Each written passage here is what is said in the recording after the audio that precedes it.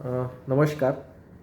વડોદરા શહેરની અંદર આજવા ડેમમાંથી પાણી છોડવાના કારણે વિશ્વામિત્રી નદીનું પાણીનું સ્તર સતત સવારથી વધી રહ્યું છે અને તેના કારણે ઘણા બધા વિસ્તારની અંદર પાણી ભરાવા લાગ્યા છે.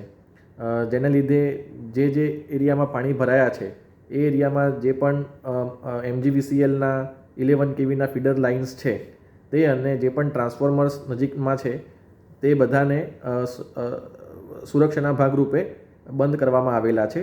એમાં મોટાભાગે ટોટલ કુલ 19 ફીડર અને 278 ટ્રાન્સફોર્મર અત્યાર સુધીમાં આપણે સેફટીના ભાગરૂપે બંધ કર્યા છે.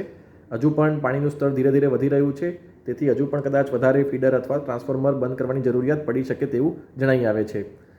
ખાસ કરીને જે વિસ્તાર સલામતીના ભાગરૂપે આપણે ફીડર અને ટ્રાન્સફોર્મર બંધ કર્યા છે તેમાં સમામાં કેટલીક સોસાયટી અને કેટલોક એરિયા છે, અલકાપુરીમાં કેટલોક એરિયા છે, ગોરવા, અકોટા, ઇન્દ્રપુરી, કારેલીબાગ, માંડવી, ટાવર, વાડી અને માંજલપુર આ તમામ વિસ્તારોમાં અમુક સોસાયટીઝ અને અમુક એરિયાઝ આ ટ્રાન્સફોર્મર અને ફીડર બંધ કરાવવાના કારણે ઘણા લાંબા સમયથી ત્યાં ઇલેક્ટ્રિસિટીનો સપ્લાય આપણે સાવચેતીના ભાગરૂપે બંધ કરવામાં આવેલો છે.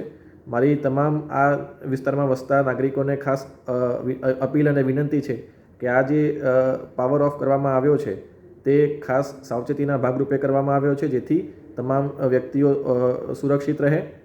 અને જેમ પાણી ઓસરવા લાગશે તેમ અમારી ટીમ સતત તૈયાર છે અને જે એરિયામાં આ રીતે પાણી ઓસરવા લાગે અને અમારા ફીડર ના વિસ્તારમાંથી પાણી નીકળે ત્યાં અમે ઝડપથી આ ફીડર રિસ્ટોર થાય અને ટ્રાન્સફોર્મર પણ રિસ્ટોર થાય તેની અમે આગોતરી તૈયારી કરવામાં આવેલ છે. અસ્તુ.